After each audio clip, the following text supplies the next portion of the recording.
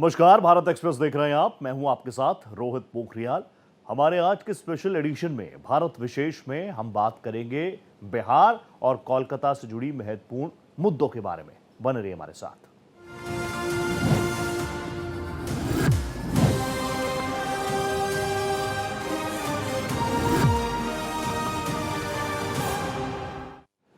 देश के 12 राज्यों और केंद्र शासित प्रदेशों में एसआईआर की दूसरे चरण की प्रक्रिया जारी है। इस मसले को लेकर विपक्षी दलों के नेता चुनाव आयोग और केंद्र सरकार पर अग्रेसिवली अटैक कर रहे हैं। पश्चिम बंगाल में तो इसको लेकर कोहराम मच चुका है। एक तरफ टीएमसी एसआईआर के विरोध में सड़क पर उतर आई है, तो दूसरी तरफ बीजेपी इसके समर्थन में है।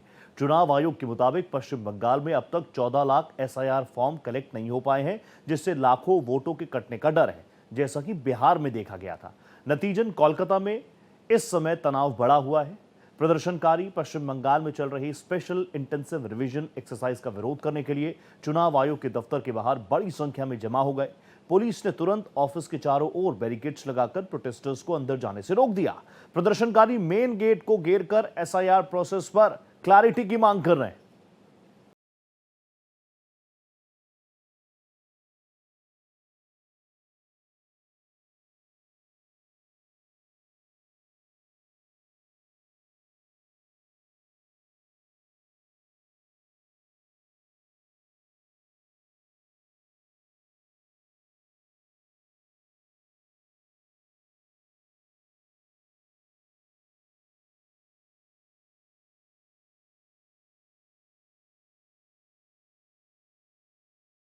তোমাদের ভোটাররাই আমাদের ভোট দিয়ে জিতিয়ে দেবে। তুমি ভাবছো তোমার কেনা, তোমার চেনা, তোমার টাকা, ওটা টাকা মাটি, মাটি টাকা হয়ে যাবে। पश्चिम बंगाल में एसआईआर पर घमासान।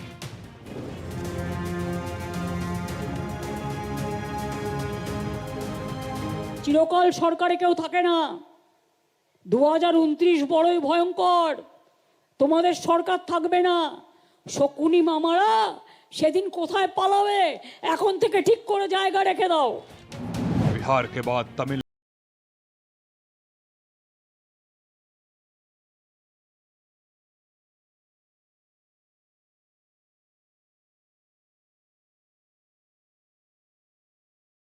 ভয় পাবেন না, যে কথা আমি বারবার বলতে এসেছি।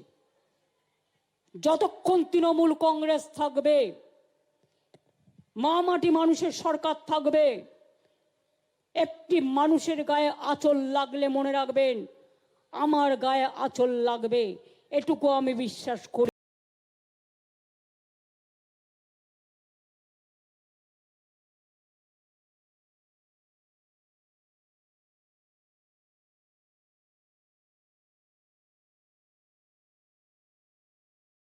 26 चुनाव देख ममता की नींद उड़ी। বাংলার মা মাটি মানুষ আমার কাছে গর্ব, এটা তাদের জন্য আমার শপথ। বিজেপি ভয় দেখিয়ে প্রচার করছে, আমি বলছি আপনারা ভয় পাবেন না যে চলে যেতে হবে।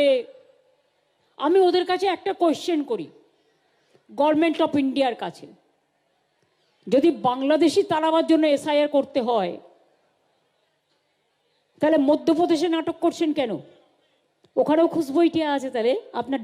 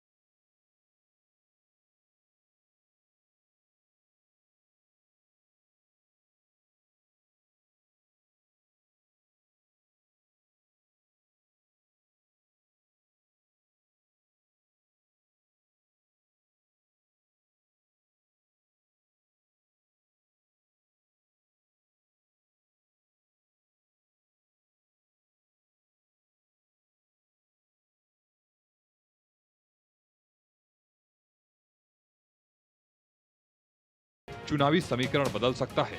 सुप्रीम कोर्ट का मामले में शामिल होने, विपक्ष की चिंताएं बढ़ने और लाखों लोगों के इस प्रोसेस से जुड़ने के साथ सियासी पारा हाई हो गया है। चुनाव आयोग के इस बड़े पैमाने पर काम करने के फैसले का सपोर्ट करते हुए chief election commissioner Gyanesh Kumar का कहना है कि लोकतंत्र को मजबूत करने के लिए वोटर लिस्ट को प्योर करना जरूरी है। ज्ञानेश कुमार ये भी कह चुके हैं कि दुनिया की सबसे बड़ी वोटर लिस्ट को प्योर करने का काम अकेले बिहार में किया गया था। जब ये अभियान 12 राज्यों के 51 करोड़ वोटरों तक पहुंच जाएगा तो ये इलेक्शन कमीशन और देश के लिए एक ऐतिहासिक कामयाबी होगी। लेकिन अब यह एक प्रशासनिक काम से कहीं ज्यादा एक राजनीतिक कहानी बन गया है, जिसके कानूनी, संवैधानिक और सामाजिक मतलब भी हैं, जो भारत के सबसे जरूरी लोकतांत्रिक अधिकार यानी वोट देने से जुड़ी है। पूरा हिंदुस्तान में एसआईआर होगा। 12 प्रदेशों में भी एसआईआर चल रहे हैं। बिहार में एसआईआर का बाद चुनाव भी हो गया है, लेकिन पश्चिम बंगाल में इतना शोर क्यों मचा रहा है ममता बनर्जी? उसका कारण एक ही है, जो ममता बनर्जी जो वोटर जी लिस्ट मौजूदा है उसी का आधार पर चुनाव करना चाहते हैं, जो संभव नहीं है, जिसमें double entry, triple entry, Quadro entry तक है। एक महिला का नाम 8 जगह पे है पश्चिम बंगाल में, तो ये तो संभव नहीं है। अभी एसआईआर हो रहा है, जितना बीएलओस काम कर रहे हैं उसको तो असिस्ट करने के लिए कोई डेटा एंट्री ऑपरेटर चाहिए, उसको प्रोवाइड ममता बनर्जी नहीं कर रहे हैं। तो इसी क्या कर रहे हैं, इसी डेटा एंट्री ऑपरेटर का तलाश पे है, वो अपना हिसाब से लेंगे। तो नाराजगी ममता बनर्जी की इस चीज पे है, वो चाहते हैं जितना वोटर लिस्ट में गलत चीज है वो सारे के सारे ऐसे ही रह जाए। ये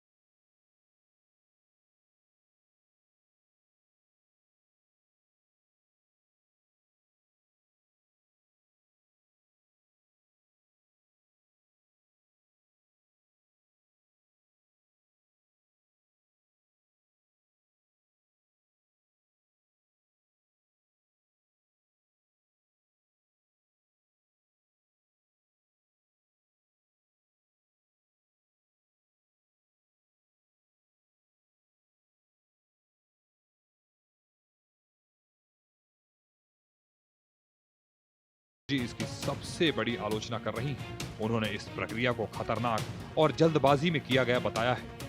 बूथ लेवल अधिकारियों की मौत का जिक्र करते हुए उन्होंने कहा कि और कितनी जानें जाएंगी इस एसआईआर के लिए और कितने लोगों को मरना होगा। तमिलनाडु के मुख्यमंत्री एम.के. स्टालिन ने एसआईआर को गलत, भ्रमित और खतरनाक बताया और चेतावनी दी कि फॉर्म इतने मुश्किल हैं कि अच्छे खासे पढ़े लिखे लोगों का भी सिर घूम जाएगा। Bureau report, Bharat express.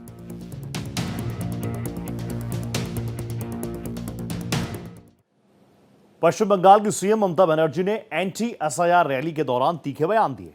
उन्होंने चुनाव आयोग पर आरोप लगाया और दावा किया कि इलेक्शन कमीशन अब एक निष्पक्ष संवैधानिक संस्था नहीं रह गया है। ममता बनर्जी ने कथित तौर पर संस्थाओं के दुरुपयोग के लिए केंद्र सरकार की आलोचना की और वार्न किया कि अगर उन्हें चुनौती दी गई तो वो बीजेपी की नींव हिला देंगे। ममता ने दावा किया कि 2029 के लोकसभा चुनाव में बीजेपी का बुरा हाल होगा और अगले इलेक्शन के बाद उनकी सरकार कभी नहीं आएगी। तो वहीं भारतीय जनता पार्टी भी चुप नहीं। उनका कहना है कि ममता बनर्जी अवैध वोट हटने के बाद 2026 विधानसभा चुनावों को लेकर टेंशन में है और यही वजह है कि टीएमसी वोटर लिस्ट में सुधार का विरोध कर रही है।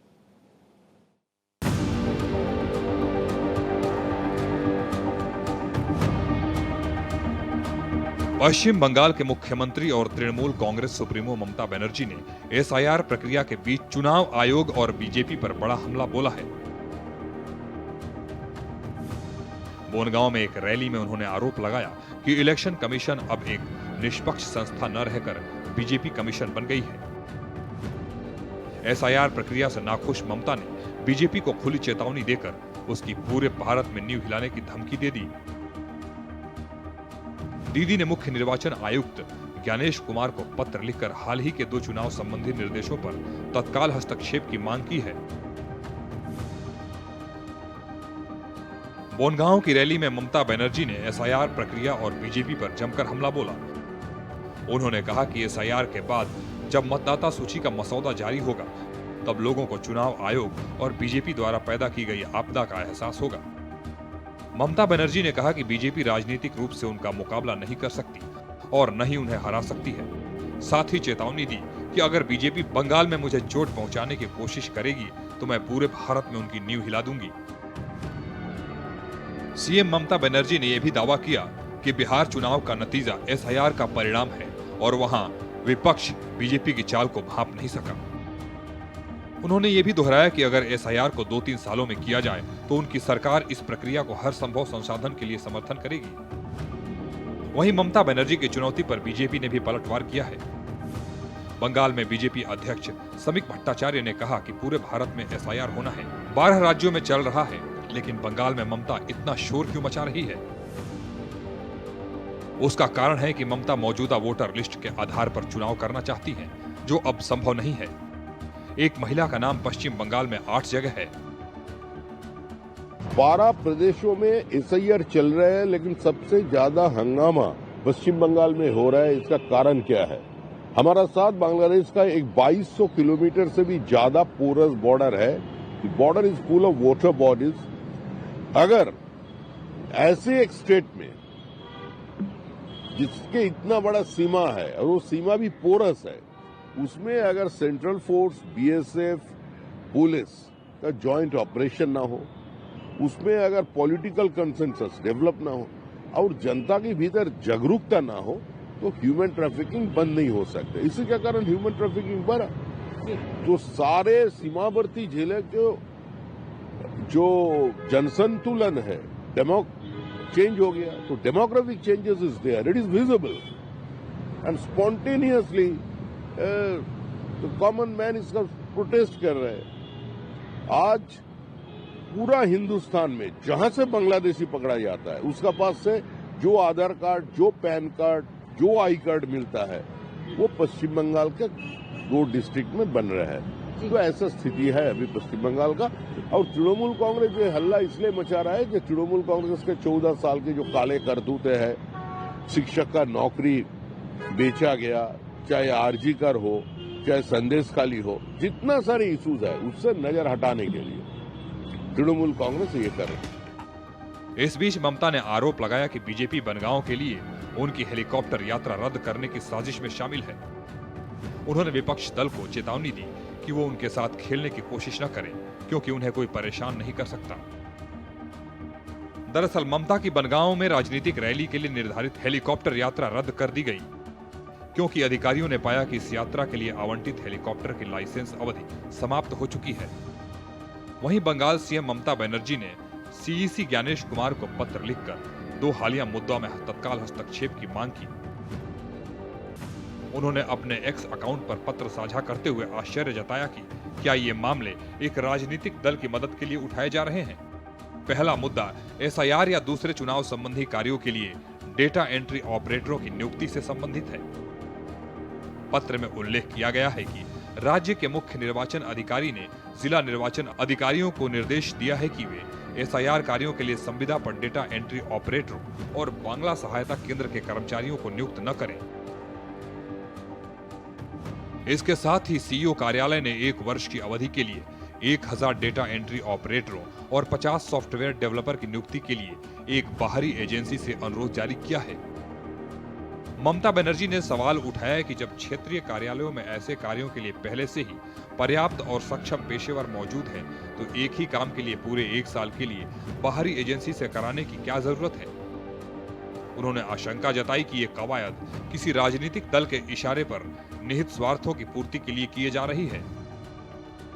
मुख्यमंत्री ने चुनाव आयोग द्वारा निजी आवासीय परिसरों के अंदर मतदान केंद्र स्थापित करने के कथित प्रस्ताव पर भी कड़ी आपत्ति जताई। उन्होंने दावा किया कि मतदान केंद्र हमेशा सुगमता और निष्पक्षता सुनिश्चित करने के लिए सरकारी या अर्ध सरकारी संस्थानों में स्थापित किए जाते हैं। सीएम ने कहा कि ऐसे स्थान निष्पक्षता से समझौता करते हैं, स्थापित मानदंडों का उल्लंघन करते हैं और ये कदम किसी राजनीतिक दल के दबाव में अपने पक्षपातपूर्ण हितों को आगे बढ़ाने के लिए उठाया जा रहा है।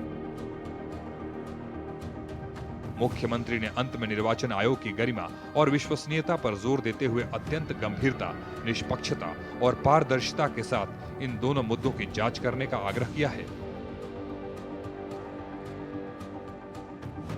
वहीं कांग्रेस नेता राहुल गांधी बिहार के बाद अब पश्चिम बंगाल में एसआईआर के खिलाफ सरकार को घेरने की तैयारी कर रहे हैं। राहुल गांधी ने सोशल मीडिया प्लेटफॉर्म एक्स पर पोस्ट शेयर करते हुए लिखा है कि एसआईआर के कारण पूरे देश में अफरा तफरी मच गई है और इसका परिणाम क्या है। 3 हफ्ते में 16 बीएलओ की जान चली गई, जिसकी वजह हार्ट अटैक, सुसाइड और तनाव है। इसके बावजूद एसआईआर में कोई सुधार नहीं हो रहा है। ये सिर्फ एक अत्याचार है। बता दें, चुनाव आयोग ने पश्चिम बंगाल के अलावा उत्तर पूर्वी राज्यों समेत 11 राज्यों में एसआईआर करवाने का आदेश दिया है। इनमें कई राज्य म्यांमार और बांग्लादेश की सीमा साझा करते हैं, जिसके कारण भारी संख्या में अवैध शरणार्थी भारत में चोरी छिपे घुसपैठ करते हैं। यही नहीं, फर्जी दस्तावेजों के आधार पर ये घुसपैठिए देश के मतदाता बन जाते हैं। उनकी पहचान करने के लिए चुनाव आयोग ने एसआईआर शुरू किया है, जिसे लेकर सियासी दलों में आरोप प्रत्यारोप का दौर जारी है। Bureau report, Bharat express. Bengal के उत्तर 24 परगना जिले में भारत बांग्लादेश की सीमा पर अचानक भीड़ बढ़ गई। बोरिया बस्तर समेटकर बड़ी संख्या में लोग पश्चिम बंगाल छोड़कर बांग्लादेश जाना चाहते हैं। यह सब हुआ है एसआईआर लागू होने की वजह से। सीमा पर मौजूद कई लोगों ने स्वीकार भी कर लिया कि उन्होंने बिचौलियों की मदद से आधार कार्ड, राशन कार्ड, यहां तक कि वोटर कार्ड भी हासिल कर लिए। उनके पास भारत की नागरिकता का कोई वैध दस्तावेज नहीं है। तो वहीं पश्चिम बंगाल में कांग्रेस, टीएमसी, केरल सरकार के बाद तमिलनाडु सरकार ने भी एसआईआर प्रक्रिया को सुप्रीम कोर्ट में चैलेंज किया है, जिस पर कोर्ट ने चुनाव आयोग से जवाब मांगा है।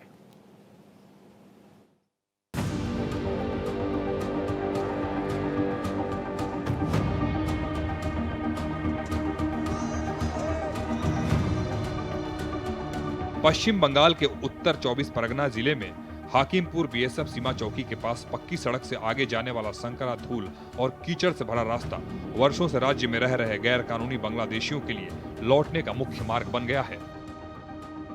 दक्षिण बंगाल सीमा क्षेत्र में सुरक्षा कर्मियों और स्थानीय निवासियों के अनुसार नवंबर की शुरुआत से बिना दस्तावेज भारत में रह रहे बांग्लादेशी नागरिकों के अपने देश लौटने की कोशिशें तेज हो गई हैं। यह असामान्य रिवर्स माइग्रेशन का रूप ले चुका है, जिसे अधिकारी और स्वयं से ये लोग राज्य में शुरू हुए मतदाता सूची में विशेष गहन पुनरीक्षण यानी एसआईआर से जोड़कर देख रहे हैं। सरहद किनारे छोटे छोटे कपड़ों के बैग लिए सैकड़ों परिवार बीएसएफ वालों से सीमा पार बांग्लादेश जाने के लिए गुहार लगा रहे हैं। सीमा पर तैनात अधिकारी इस बढ़ोतरी की पुष्टि करते हैं।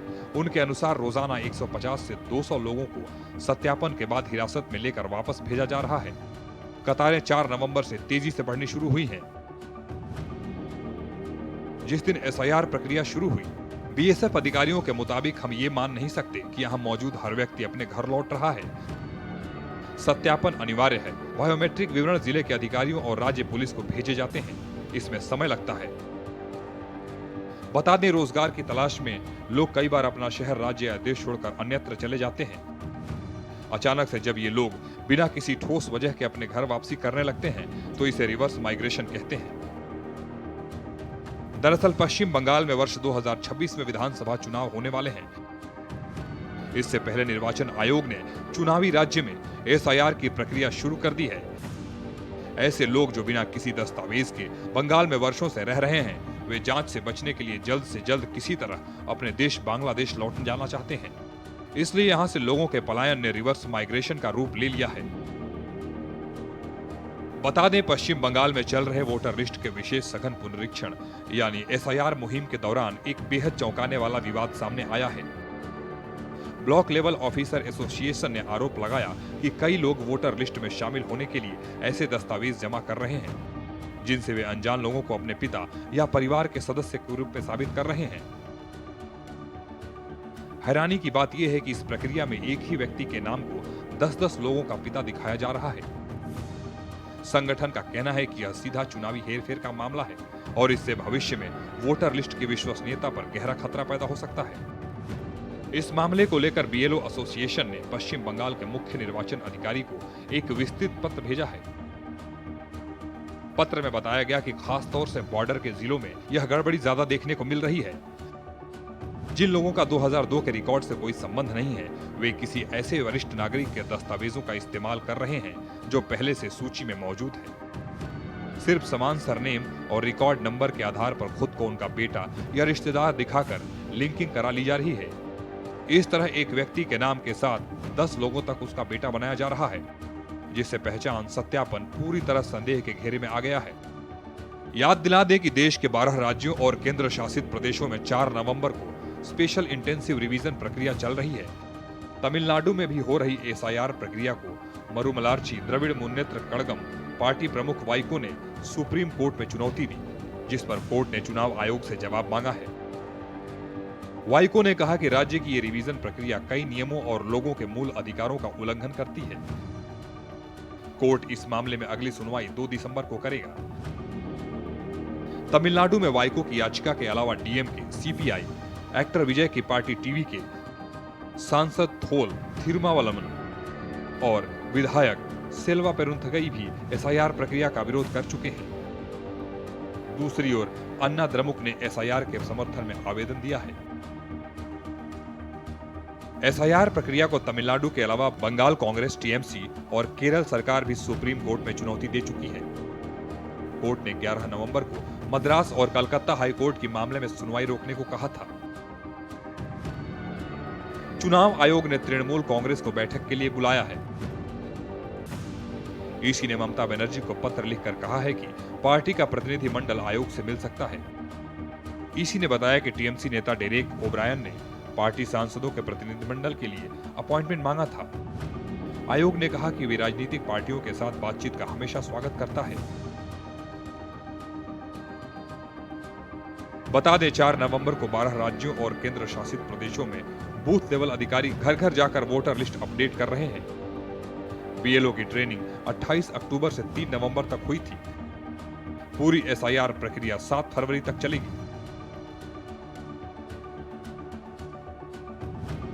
Bureau report, Bharat Express. Bihar विधानसभा चुनाव में भारी जीत के बाद अब बीजेपी पश्चिम बंगाल जीतने में जुट गई है। यह तय माना जा रहा है कि 2026 विधानसभा चुनाव में मुकाबला सत्ताधारी तृणमूल कांग्रेस और बीजेपी के बीच है। चुनाव में 6 महीने भी नहीं बचे हैं। ममता बनर्जी के सामने जनाधार और सत्ता बचाने का बड़ा चैलेंज है। राज्य में चल रहे मतदाता सूची के विशेष सघन पुनरीक्षण यानी एसआईआर पर ममता ने खुली जंग छेड़ दी है, तो वहीं बीजेपी ने भी एसआईआर और अवैध घुसपैठ को चुनावी मुद्दा बनाने के संकेत दिए हैं। सोशल मीडिया के जरिए इसे मुद्दा बनाने के लिए मशीनरी को सक्रिय कर दिया गया है। इसका थीम भी ये होगा कि कैसे वोट बैंक की राजनीति के चलते ममता बनर्जी सरकार ने शय देकर पश्चिम बंगाल में घुसपैठियों की संख्या बढ़ा दी है और राज्य की जनता का हक मारा जा रहा है। बीजेपी ने चुनाव आयोग को शिकायत भी दर्ज करवाई है, जिसमें राज्य में 13 लाख से अधिक फर्जी वोटर्स होने की बात कही गई है। आज भारत विशेष में